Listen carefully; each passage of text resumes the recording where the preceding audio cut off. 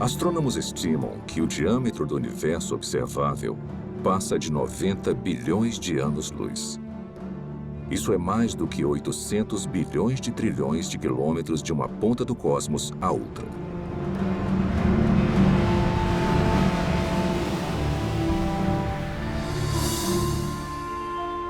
O universo contém pelo menos 170 bilhões de galáxias. Com tantas estrelas e planetas que superam em número a quantidade de grãos de areia em todas as praias do mundo.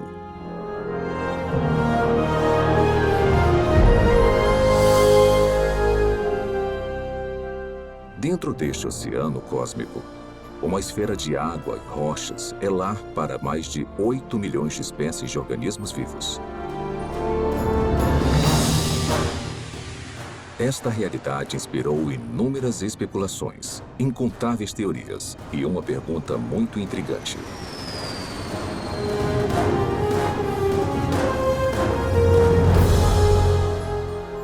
Quais são as chances de a vida ter surgido no terceiro planeta depois de um Sol orbitando em um braço espiral da galáxia Via Láctea? Foi simplesmente um golpe de sorte ou haveriam mais aspectos envolvidos além do acaso e das interações aleatórias entre matéria e energia?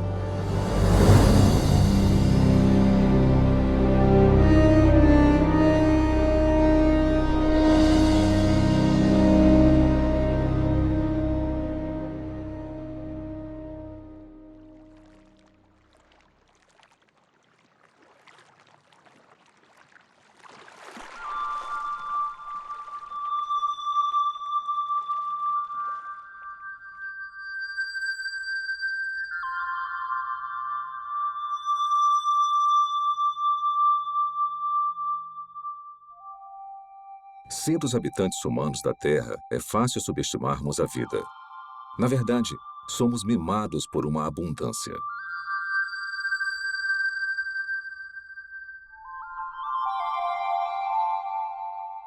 O nosso clima e a nossa geografia suportam uma biosfera que pode ser única no universo. E basicamente não há lugares muito quentes, muito frios ou muito isolados para os organismos vivos prosperarem.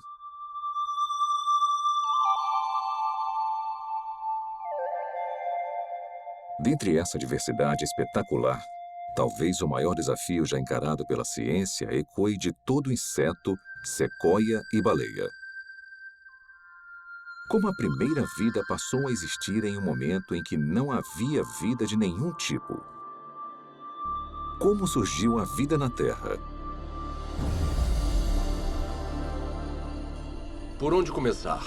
Tem dezenas de teorias. E dá para perceber que tem uma grande diversidade de pontos de vistas, e muitos são mutuamente contraditórios. Para começar a tentar decifrar o mistério, você precisa fazer suposições sobre o que deve ter acontecido num passado distante. Não há provas diretas, porque não tinha ninguém lá para testemunhar o evento. E não tem praticamente nenhum registro fóssil. O que nós nunca observamos, são compostos químicos sem vida, formando uma célula. Então, temos um campo de pesquisa em que a ação importante já aconteceu.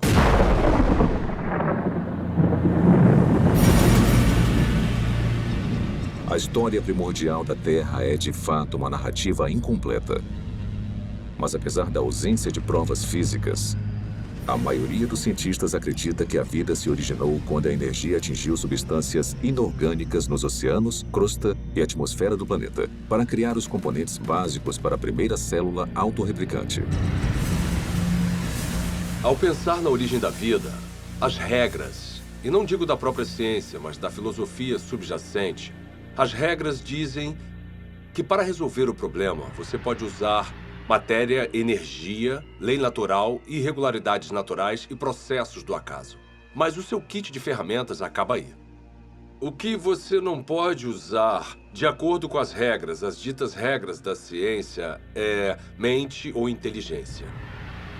Se tivermos que dar um nome a essa posição, não tem um nome melhor do que materialismo científico. Uma filosofia que diz que a única explicação aceitável deve ser dada com base na matéria e na energia. E se você não consegue resolver o problema com essas ferramentas, você não pode mudar as regras. Então, partindo dessa perspectiva, como a vida se originou a partir de apenas matéria e energia? Agora, tenta resolver o problema. Como construir uma célula? Toda a vida que já existiu na Terra é composta de células. E os indícios para sua origem estão entrelaçados em uma rede de máquinas moleculares.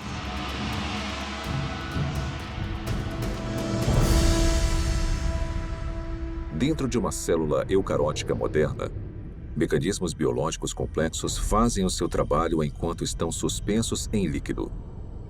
Não há vida nessas máquinas, mas juntas elas permitem crescimento, movimento, metabolismo e reprodução, as funções vitais da vida.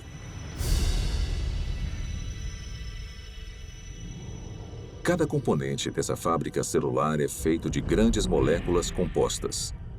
E as mais numerosas são as proteínas.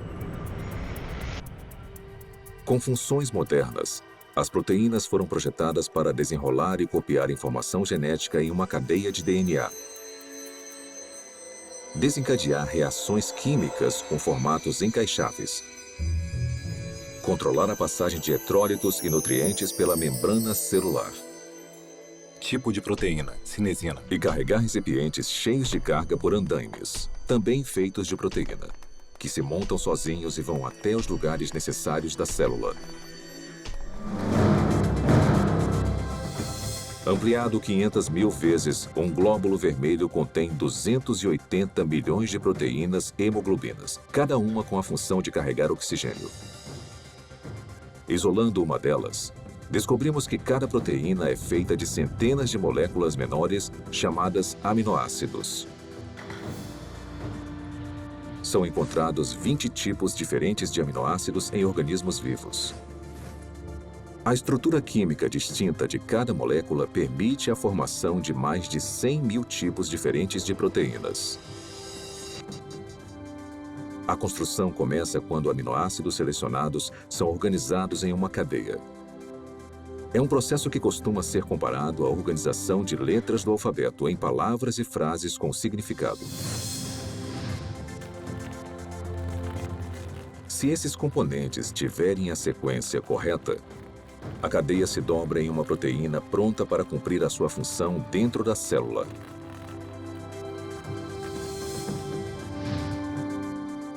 Mas se os aminoácidos forem arranjados na ordem errada, a cadeia não vai se dobrar e eventualmente será destruída. A célula viva mais simples contém pelo menos 300 tipos diferentes de proteínas e o mecanismo biológico necessário para crescer, se reproduzir, converter energia, guardar e processar informação genética e proteger os seus conteúdos do mundo externo. Componentes e funções similares também seriam necessários na primeira célula viva. Agora vamos aplicar essa química básica a uma teoria familiar para a origem da vida. Os cientistas especulam há muito tempo sobre oceanos primordiais cheios de aminoácidos que flutuavam como carrinhos de bate-bate. Talvez algumas dessas colisões aleatórias tenham produzido uma cadeia longa o suficiente para se dobrar em uma proteína. Depois, mais aminoácidos se juntaram a mais cadeias que se dobraram em ainda mais proteínas. Simultaneamente, outras moléculas complexas, incluindo ácidos nucleicos, gorduras e açúcares, também se juntaram para formar componentes essenciais. Então, sem previdência ou direção, a combinação certa de moléculas se juntou de alguma forma nessa sopa química para formar uma membrana que envolvia todas as máquinas específicas necessárias para uma célula autorreplicante. E pronto! Vida a partir de uma matéria não viva. Tudo parece tão plausível. O problema é que, na Terra primitiva, a complexidade interna necessária para sobreviver seria enorme. Porque a vida, como a conhecemos, é caracterizada por máquinas celulares e muitas delas. E se você tirar esse hardware essencial, a célula deixa de existir, porque chega um momento em que ela não consegue se simplificar mais e ainda existir. Uma simplificação maior seria a morte. Costumamos ouvir críticas como: você não pode projetar a biologia celular moderna no passado, porque o que quer que tenha sido a primeira célula, ela era mais simples do que o que vemos hoje. Tudo bem, eu posso entender isso como uma premissa. Descreva então a primeira célula. Membrana celular. Para ser a célula viva, você precisa de uma barreira, uma membrana que a proteja do resto do ambiente. Essa membrana precisa permitir seletivamente a passagem de nutrientes específicos e matérias-primas necessários para combustível e energia. Você também vai guardar grandes quantidades de informação genética em cadeias de espiral de DNA. Essas instruções detalhadas para a vida são copiadas com uma precisão notável. Então, em fábricas chamadas ribossomos, essa informação é convertida em cadeias de aminoácidos e proteínas. Replicação celular. Por fim, você vai estar equipado com tudo o que precisa para reproduzir as gerações futuras de células.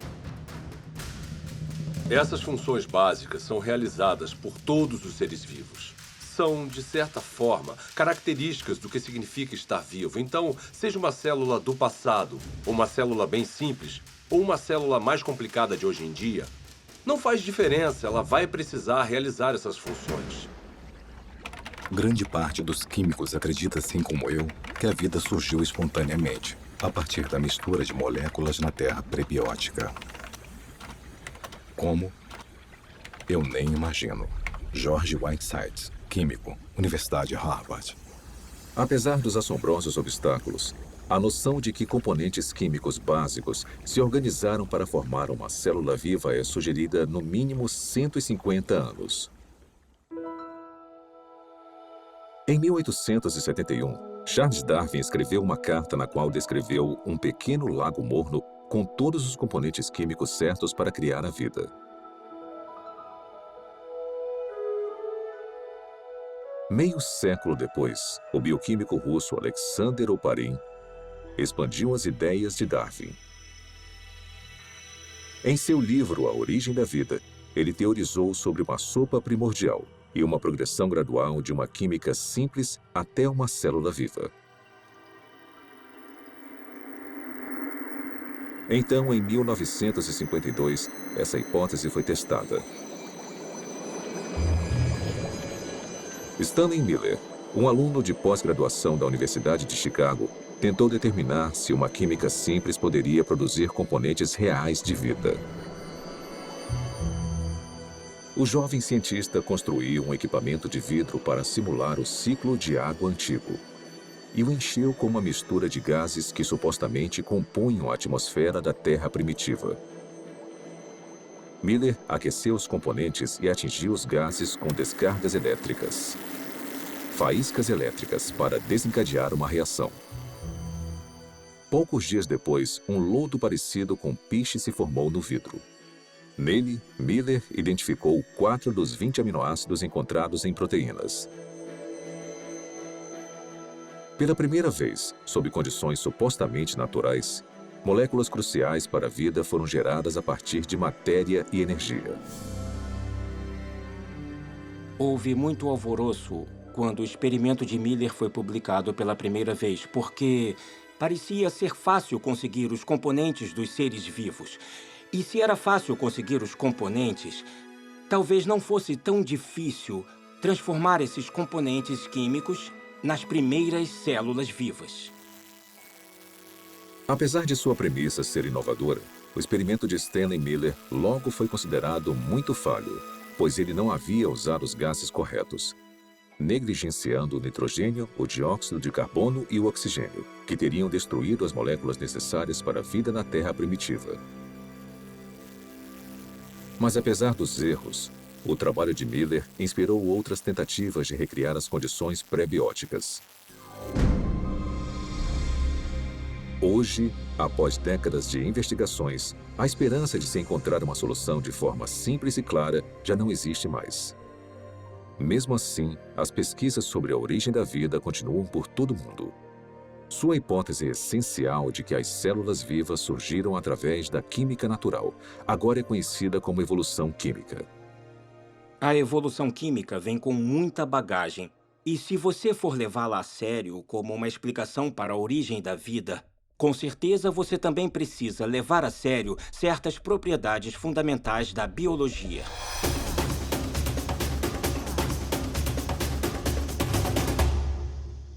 As moléculas envolvidas na vida não têm inteligência, não têm previdência. Elas não têm como saber o que precisam fazer depois para então conseguirem se transformar em química orgânica. Se eu colocar aminoácidos em um tubo de ensaio no meu laboratório, mesmo se eu esquentar e misturar muito bem, e fizer isso por 100 anos, 1000 anos, 10.000 anos ou 1 milhão de anos, nada aconteceria. Aminoácidos, nucleotídeos, lipídios. Sozinhos, eles não representam a vida. São inertes. Não se reproduzem, não guardam informações. De certa forma, são ingênuos. Eles não acordaram um dia e falaram: "Ei, vamos nos juntar e construir uma célula que consiga se replicar." Isso não aconteceu. A química por si só é indiferente ao fato de algo estar vivo ou morto. A seleção natural não funciona para criar a primeira célula porque a seleção natural não consegue operar em nada a não ser que tenha alguma forma de herdar e monitorar mudanças e de escolher o melhor sobrevivente para avançar. Para ter alguma seleção, são necessárias células. Então, se você quer explicar a origem das células, você não pode usar a seleção. Porque a seleção exige a existência da mesma coisa que você está tentando explicar. A seleção natural tem que funcionar sobre uma célula que tenha um sistema genético e que seja capaz de se reproduzir. Sem isso, a seleção natural é completamente irrelevante. A auto-organização é a ideia de que os componentes químicos podem se organizar sozinhos de forma a se transformarem em objetos ricos em informações e com um propósito. As moléculas e os átomos podem se auto-organizar em um certo sentido. O sal seria um exemplo. No sal, tem íons de sódio e de cloreto. E eles interagem uns com os outros porque têm cargas positivas e negativas. Então, essa afinidade natural leva à formação de cloreto de sódio, cloreto de sódio, cloreto de sódio, que pode se compactar de uma forma estereotipada para criar um cristal. Os cristais de sal são a mesma coisa, repetida várias e várias vezes. Se um cristal de sal fosse um livro, seria um livro com uma palavra só. Geometrias com repetições regulares como essa não carregam um tipo certo de informação. Informação que você precisaria para criar uma proteína.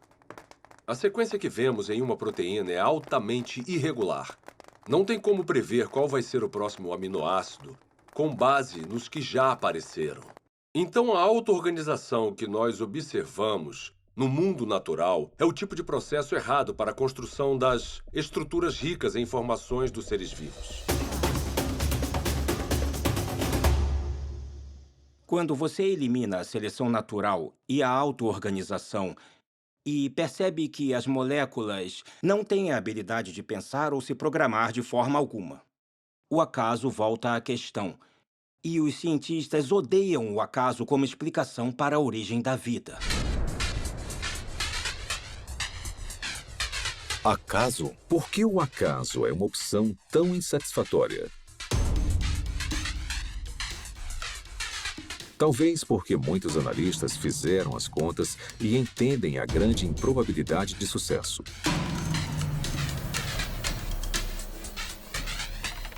O acaso é definido como o elemento desconhecido e imprevisível em qualquer evento que não tenha um motivo atribuível ou orientação de uma lei natural ou de um agente inteligente.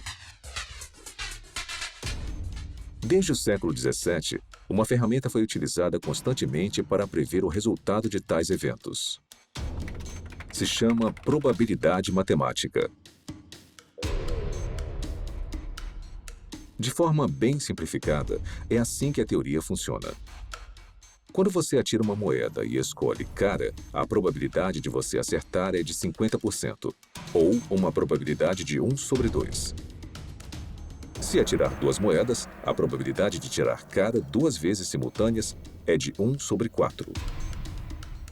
3 moedas e 3 caras em uma única tentativa? 1 sobre 8.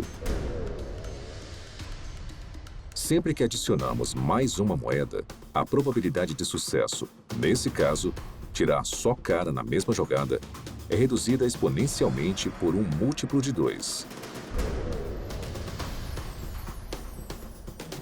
Então, se 10 moedas forem atiradas, a probabilidade de tirar cara 10 vezes é de 1 sobre 2 elevado à 10ª potência ou menos de uma chance a cada 1000.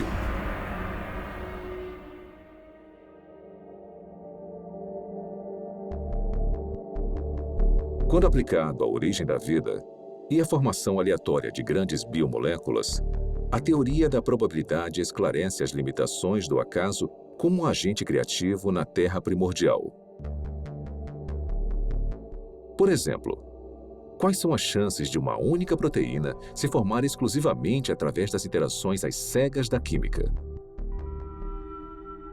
O nosso alvo é uma molécula menor do que a média, composta de 150 aminoácidos alinhados para garantir uma cadeia dobrada.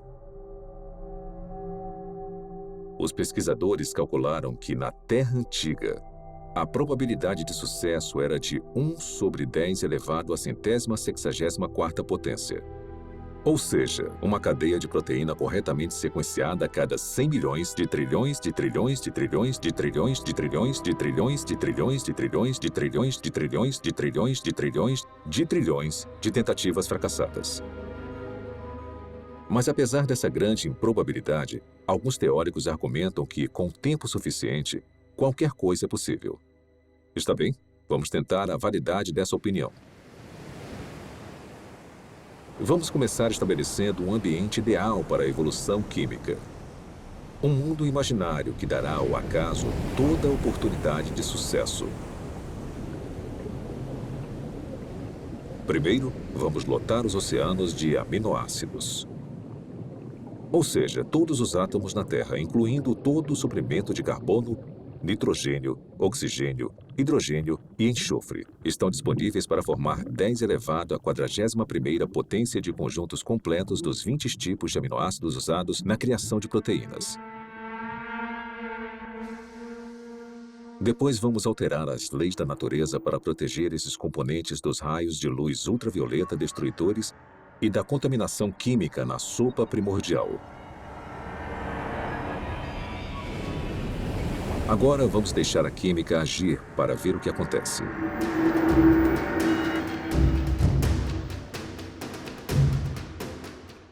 Os aminoácidos começam a se juntar furiosamente. No nosso experimento, uma cadeia inteira com 150 unidades se forma sozinha em apenas 1 segundo. Como os 20 tipos de aminoácidos estão disponíveis, na maioria dos lugares, há uma probabilidade de 5% ou de 1 sobre 20 da molécula correta se alinhar na cadeia. Se a sequência estiver incorreta, a cadeia é destruída imediatamente e se inicia um novo agrupamento. Por todo o planeta, 6 milhões de bilhões de trilhões de tentativas vão acontecer a cada minuto.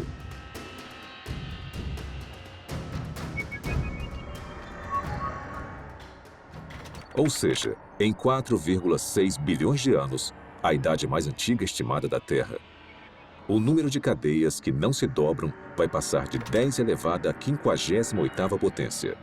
É uma quantidade espantosa, mas não chega nem perto de 10 elevado à 164ª potência. Aproximadamente as tentativas necessárias para se criar uma proteína de 150 aminoácidos por acaso. Então, se a química não direcionada não consegue criar a nossa cobiçada molécula durante toda a história da Terra, quanto tempo teria sido necessário? Para descobrir, vamos fazer um passeio. Vamos começar construindo uma ponte que percorra o diâmetro do universo observável. Uma distância de mais de 90 bilhões de anos-luz. Depois, vamos colocar uma ameba em uma extremidade da ponte. Esse organismo unicelular vai viajar a velocidade espontaneamente de 30 centímetros por ano. Começar. Enquanto esperamos uma proteína se formar por acaso, a ameba se arrasta por mais de 5 bilhões de anos para cruzar todo o universo e depois voltar. Mas esta corrida está só começando. A ameba sai de novo. Consegue chegar à outra extremidade do cosmos e depois volta para casa. Mesmo assim, nenhuma proteína funcional está à vista. Para a próxima viagem, vamos incluir uma carga, um único átomo.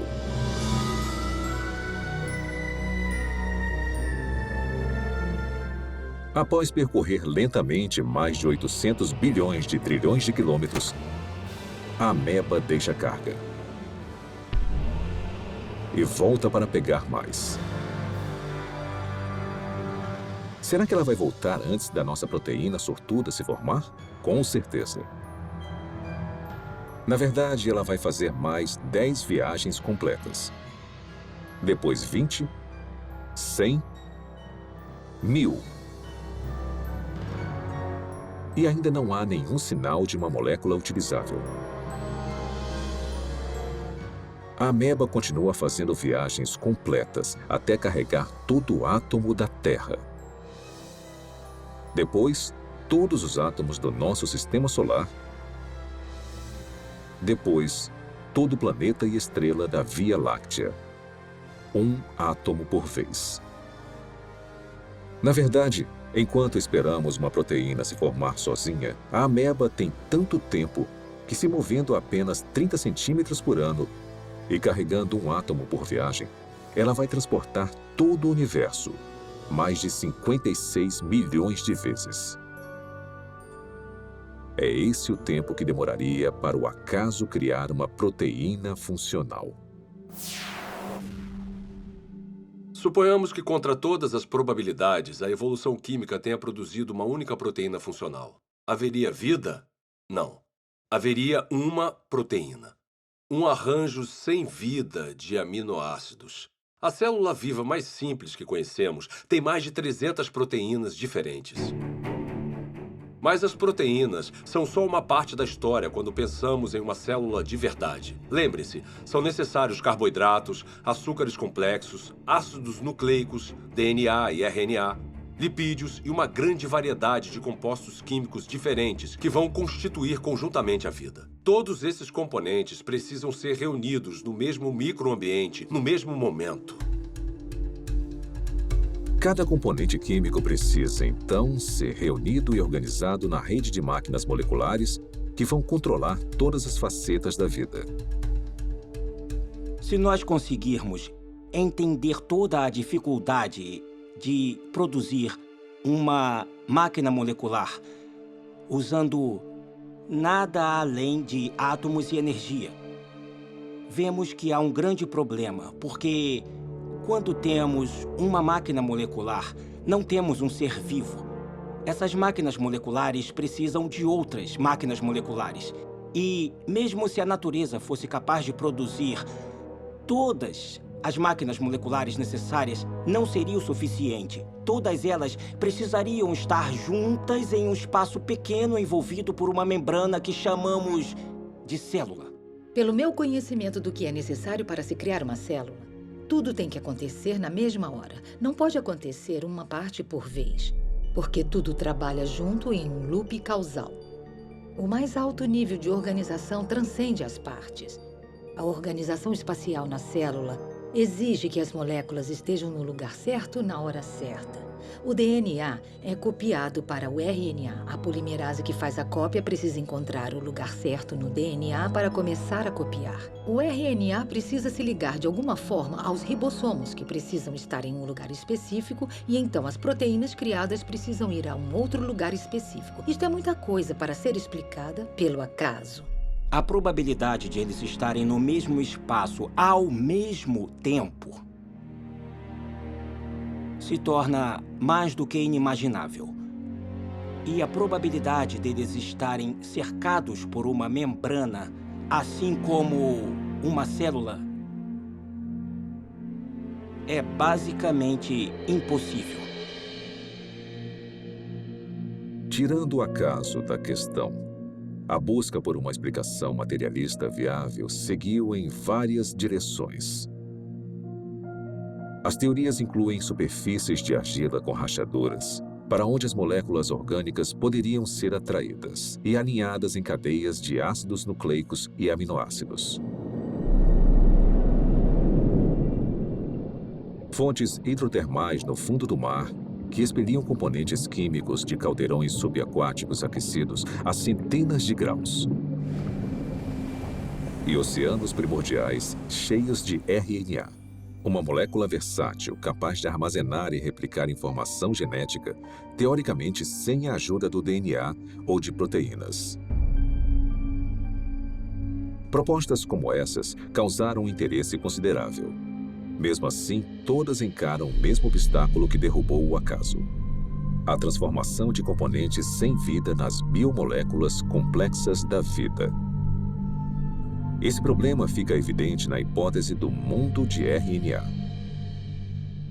O mundo de RNA é a ideia de que é possível juntar nucleotídeos suficientes para criar uma cadeia longo o suficiente para se autocopiar e, depois de se copiar, fazer a mesma coisa novamente. Os pesquisadores da origem da vida supõem que a primeira vida era composta de nada além de RNA e podia, de alguma forma, criar um mundo mais complexo, onde há proteína e DNA.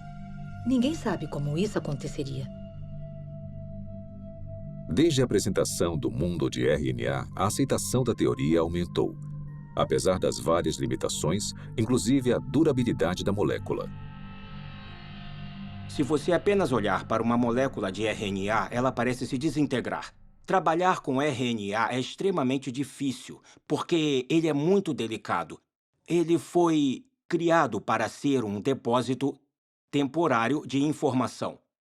E, em consequência da sua delicadeza, é muito improvável que ele seja útil como algum tipo de ponto de partida para a existência da vida.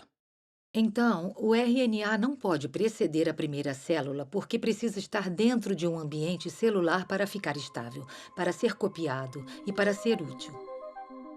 Hoje em dia, moléculas de RNA são criadas em condições de laboratório. Para muitos bioquímicos, essas cadeias sintéticas de ácidos nucleicos são pelo menos uma confirmação parcial de que a evolução química criou a vida na Terra primordial. Para criar RNA no laboratório, você precisa limpar as superfícies, limpar as pipetas, usar luvas especiais e deixá-lo coberto. E depois torcer para não haver contaminação, porque se houver, o RNA já era. Depois, você precisa resolver o problema do sequenciamento. Então, você precisa de cientistas trabalhando duro para sequenciar o RNA, tentar combinações diferentes e encontrar uma que possa se copiar. Depois, você precisa ter uma cadeia complicada de RNA que consiga funcionar como a herança e como a enzima no sistema. E as maiores mentes do mundo estão trabalhando nisso, mas ainda não conseguiram resolver o problema. Refletindo sobre a origem da vida e as implicações do RNA sintético, o químico Robert Shapiro observou: a falha nesse tipo de pesquisa não é a química. A falha é a lógica de que o controle experimental de um laboratório moderno estaria disponível na Terra primordial. Na verdade, as chances contra o RNA se formar sozinho são astronômicas.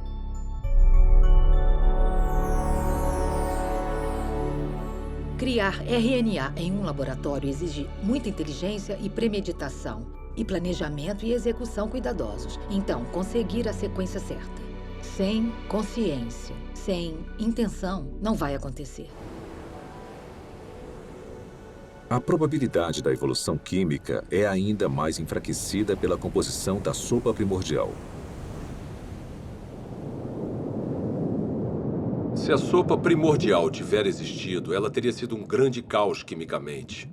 Há vários tipos de reações cruzadas opostas que teriam acontecido na Terra primordial e que interfeririam com a química que você deseja. Ou seja, moléculas que não são utilizadas pelos seres vivos e que são prejudiciais aos seres vivos. As condições na Terra primordial eram hostis à vida, eram hostis à formação dos tipos de ligações necessárias para criar moléculas biológicas. E foi aí que surgiu um grande problema.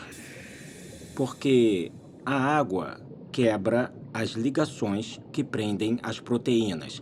A água quebra as ligações que prendem os ácidos nucleicos, como o DNA. A água quebra as ligações que prendem polissacarídeos, como o amido e celulose. Então, a origem da vida não pode ter acontecido na água.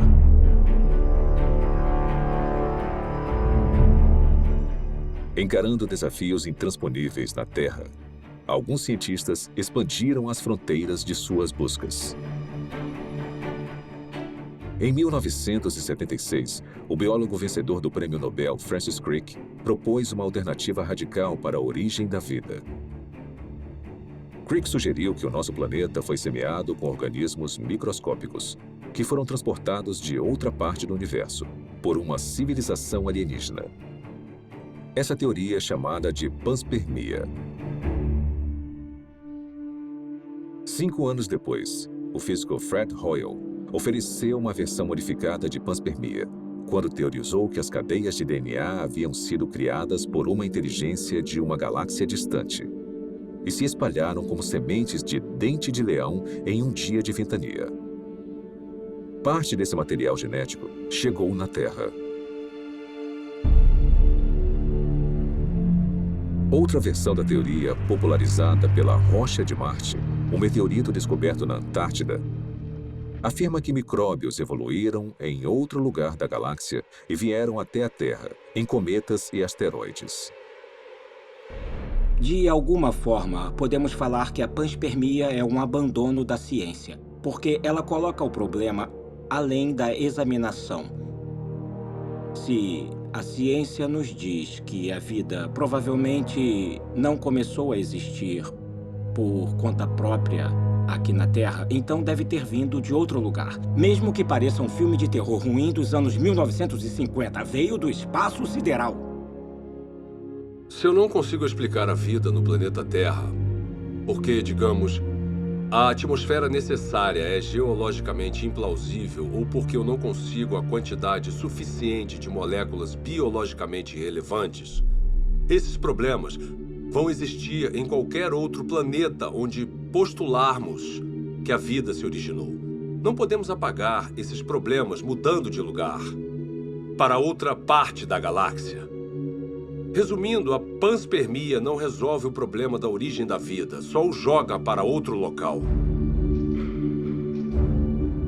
As falhas da panspermia levaram alguns pesquisadores a uma teoria que vai além da astronomia convencional: o multiverso. De acordo com essa hipótese, o nosso universo não é único. Em vez disso, bilhões ou trilhões de universos foram gerados por um processo natural desconhecido. E conforme as oportunidades aumentaram exponencialmente, as chances impossíveis se tornaram prováveis. Até que, inevitavelmente, com o tempo, a combinação certa de matérias-primas, ambiente, leis da natureza e uma grande dose de sorte produziram as moléculas e máquinas biológicas necessárias para a primeira célula viva. Em outras palavras, em um vasto e teórico oceano de universos, alguém tinha que ganhar a loteria cósmica, e fomos nós. Quando eu leio algum livro sobre a origem da vida que considera alguma proposta para a formação, como digamos, de RNA ou proteínas, e até o autor admite que é quimicamente implausível, eu me pergunto como ele se meteu nesse pepino. Propor um caminho implausível para uma coisa que, para o mundo todo, parece ser planejada. Será que o materialismo científico é provavelmente falso? Ele se meteu nisso porque uma filosofia disse a ele. É a única resposta aceitável. E nesse impasse, eu quero falar ao autor, olha, você sabe que é implausível, eu sei que é implausível. O motivo de ter chegado até aqui, parado na beira desse penhasco que cai na implausibilidade, é porque bem lá atrás, você decidiu que só uma explicação materialista faria sentido. Quantas explicações diferentes e fracassadas dentro da caixa materialista nós precisamos ter antes de decidir que talvez precisemos sair agora dessa caixa. Talvez precisemos de outro tipo de explicação.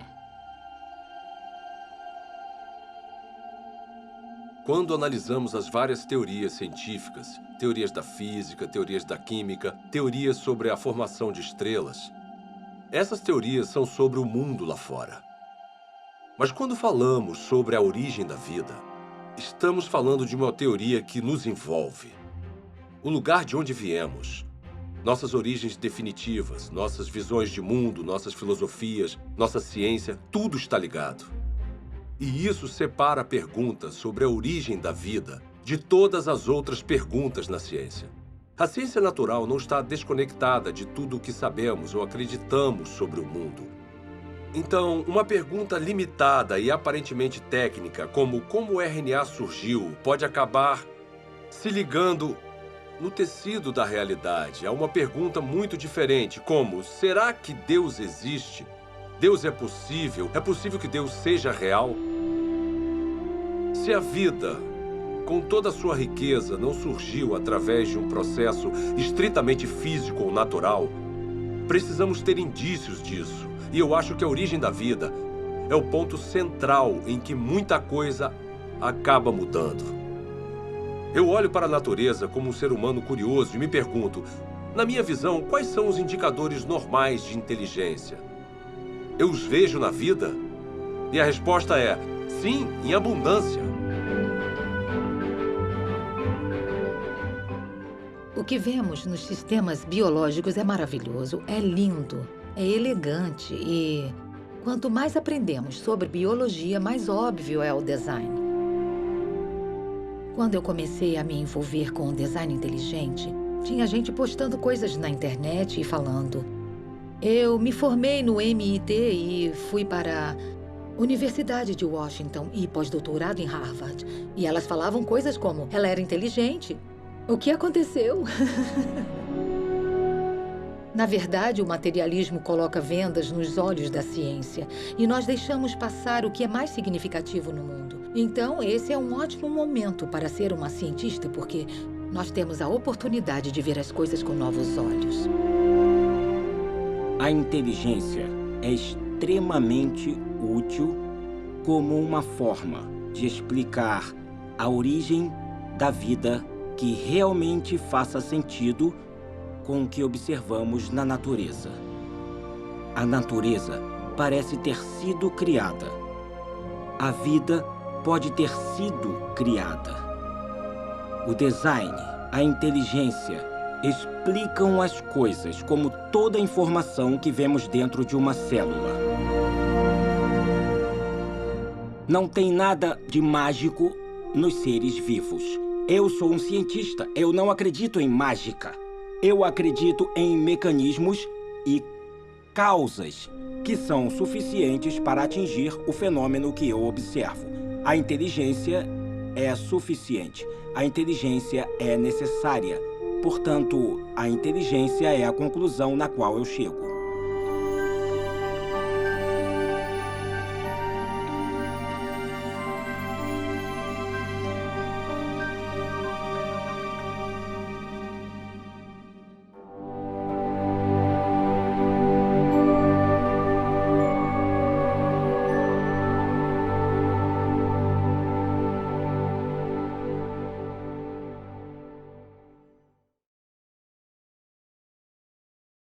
Espero que tenham gostado de A Origem. Foi animador fazer parte de um projeto que chega ao cerne das grandes perguntas que influenciam profundamente a nossa visão de mundo de várias formas.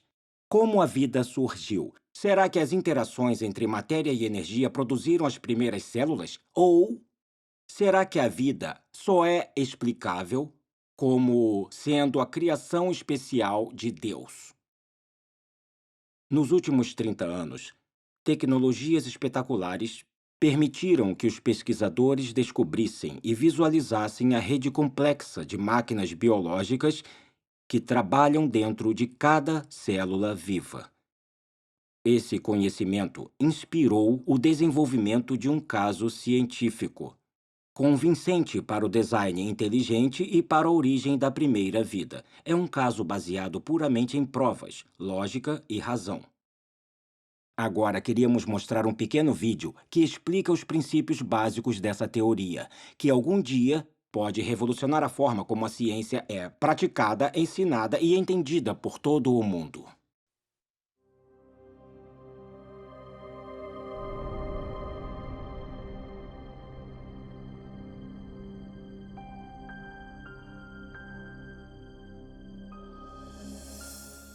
Quando eu vejo máquinas moleculares ou o processo incrivelmente complexo pelo qual as células se dividem, eu quero perguntar, é possível que essas coisas tivessem uma inteligência por trás, que tivesse um plano ou propósito para essa estrutura? A ciência precisa ser uma busca pela verdade sobre o mundo. Não devíamos pré-julgar o que pode ser verdade. Não devíamos dizer, eu não gosto dessa explicação, então vou deixar de lado. Em vez disso, quando encontramos um mistério na natureza, precisamos pensar em toda a causa possível que possa explicar esse mistério. Um dos problemas que eu tenho com a teoria evolucionista é que ela descarta forçadamente um tipo de causa antes mesmo que as evidências mostrem alguma coisa. E a causa descartada é a inteligência. Desde o final do século XIX, desde a época de Darwin, na verdade parcialmente devido ao que Darwin escreveu em A Origem das Espécies, os cientistas passaram a aceitar uma convenção, uma definição de ciência que excluía a possibilidade do design como uma explicação científica. E essa convenção tem um nome, se chama naturalismo metodológico. Isso significa que para ser científico, você precisa se limitar às explicações que envolvem apenas causas naturais. Você não pode definir a inteligência como uma causa. Mesmo assim, curiosamente, nós sempre tiramos conclusões relacionadas à inteligência. É parte do nosso raciocínio comum reconhecer os efeitos da inteligência. Considerem, por exemplo, essas mensagens hieroglíficas entalhadas nas ruínas de monumentos egípcios. Ninguém atribuiria os formatos e arranjos desses símbolos a causas naturais, como tempestades de areia ou erosão. Em vez disso, as reconhecemos como o trabalho de escribas antigos, agentes humanos com inteligência. O mesmo raciocínio nos leva a concluir que as misteriosas estátuas de pedra na costa da Ilha de Páscoa não foram formadas pelas ações do vento e da água por grandes períodos de tempo. Também não supomos que as plantas podem ter esses formatos familiares sem algum tipo de interferência inteligente. É claro que fazemos essas inferências o tempo todo. E nós sabemos que estão certas, mas a pergunta é com que fundamento fazemos essas inferências? Quais são as características que nos permitem reconhecer a inteligência? Recentemente, em um livro sobre a inferência do design, o matemático William Dembski fez um grande avanço na compreensão do raciocínio do design. Dembski identificou as características específicas dos artefatos que nos fazem reconhecer uma atividade inteligente prévia. Eu cheguei a essa conclusão analisando a forma como nós pensamos sobre o design. Quais são os passos lógicos que nós percorremos para chegar à conclusão de design. Então, o que eu tento fazer é estabelecer critérios confiáveis, empíricos e cientificamente rigorosos para decidir se alguma coisa foi de fato projetada. Eu analisei a lógica por trás e o que eu descobri foi que são necessários improbabilidades, especificação e o tipo certo de padrão, padrões objetivos. De acordo com Dembski, seres humanos detectam corretamente a atividade da inteligência quando observam um objeto ou evento altamente improvável, que também tem um padrão reconhecível. Um padrão desses é encontrado em Black Hills, na Dakota do Sul. Se você viajar ao oeste, vai ver vários formatos diferentes nas montanhas. A maioria não significa nada, são apenas rochas espalhadas em vários padrões. Mas o que você não vê são os rostos de Lincoln, Jefferson, Ted Roosevelt e George Washington nas montanhas. O único lugar onde você vê isso é na Dakota do Sul. E isso está lá porque um escultor excêntrico decidiu que queria honrar esses presidentes e passar grande parte da vida esculpindo os rostos deles em uma montanha. Esse padrão é improvável. Uma encosta aleatória também é improvável, mas uma encosta aleatória não especifica nada.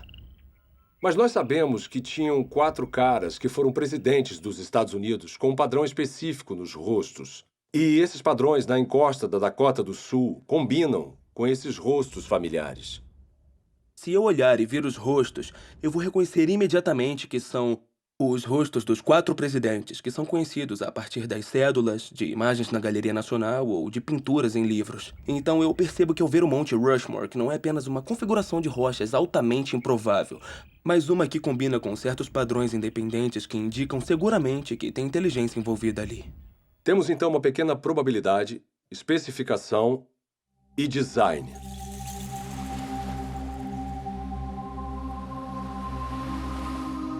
Em uma praia, outro padrão improvável gravado na areia ilustra como nós detectamos o design. Ninguém inferiria que essa mensagem foi escrita pelo movimento das ondas.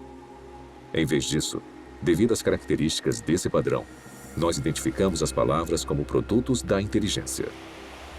Esse arranjo improvável também está de acordo com um certo padrão independente.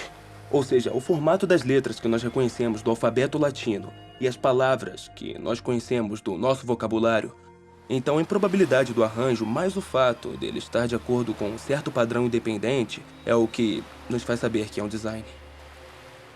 Essa ilustração sugere que os critérios de William Dembski para a identificação do design, baixa probabilidade e especificação são essencialmente equivalentes à informação. O tipo de informação presente não apenas em imagens, textos escritos e sequências numéricas, mas também presente em softwares e em sinais de rádio. A habilidade de detectar informação em transmissões eletromagnéticas tornou possível uma busca única por inteligência. Há mais de 3 décadas, astrônomos envolvidos no SETI, um projeto de busca por inteligência extraterrestre, monitoram sinais de rádio do espaço sideral na tentativa de encontrar padrões ricos em informações. Tipicamente, radiotelescópios recebem ruídos aleatórios ou sinais repetitivos simples produzidos naturalmente por estrelas, galáxias e outros objetos celestes. Mas os astrônomos reconhecem que, se identificarem o sinal contendo informações, ele confirmaria a existência da vida inteligente fora da Terra. Alguns especulam que uma civilização extraterrestre possa ter tentado se comunicar transmitindo mensagens na linguagem universal da matemática. Talvez usando um padrão reconhecível, como uma série de números primos.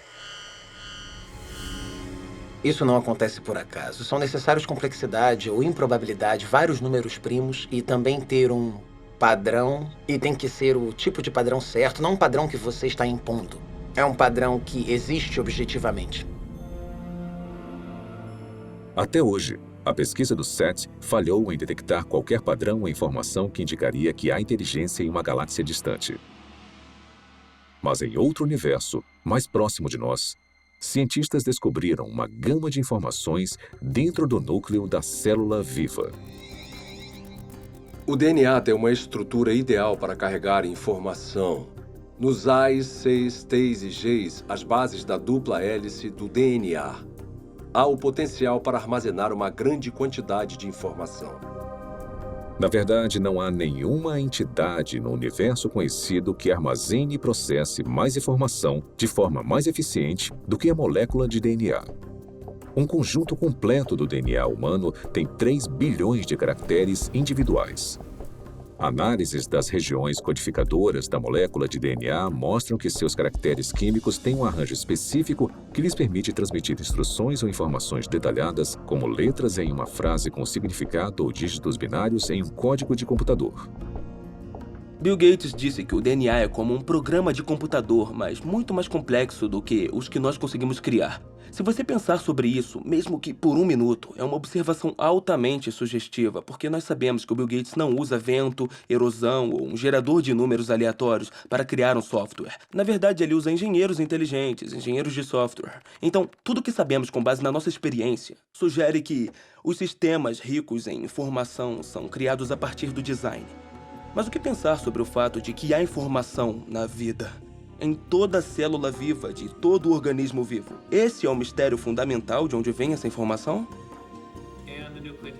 Nos últimos 15 anos, o filósofo e cientista Stephen Meyer trabalhou para responder a essa pergunta. Meyer criou um argumento para desmontar que o design inteligente é a melhor explicação para a origem da informação necessária para criar a primeira célula viva. A informação que a molécula de DNA usa. Faz parte da nossa base de conhecimento o fato de agentes inteligentes poderem criar sistemas ricos em informações. Então, o argumento não se baseia no que não sabemos, mas sim no que nós sabemos sobre a estrutura de causa e efeito do mundo. Sabemos que, até agora, não há uma explicação naturalista.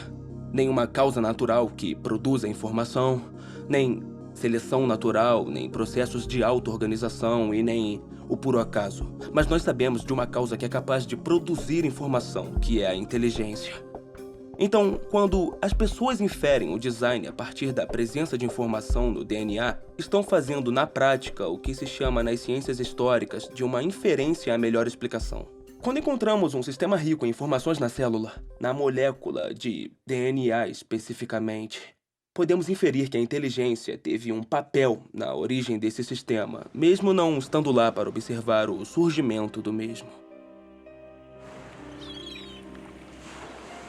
Há 150 anos, Charles Darwin transformou a ciência com a sua teoria sobre a seleção natural. Hoje, essa teoria encara um desafio formidável. O design inteligente provocou uma descoberta e um debate intenso sobre a origem da vida na Terra. E para um número cada vez maior de cientistas, ele representa um paradigma. Uma ideia com o poder de, mais uma vez, redefinir os fundamentos do pensamento científico. Durante o século XIX, os cientistas acreditavam que haviam duas entidades fundamentais, matéria e energia. Mas conforme entramos no século XXI, tem uma terceira entidade fundamental que a ciência precisou reconhecer, que é a informação. Então, à medida que encontramos a biologia da era da informação, cresce a suspeita de que o que vemos na molécula de DNA é, na verdade, um artefato da mente, um artefato da inteligência. Uma coisa que só pode ser explicada através do design inteligente.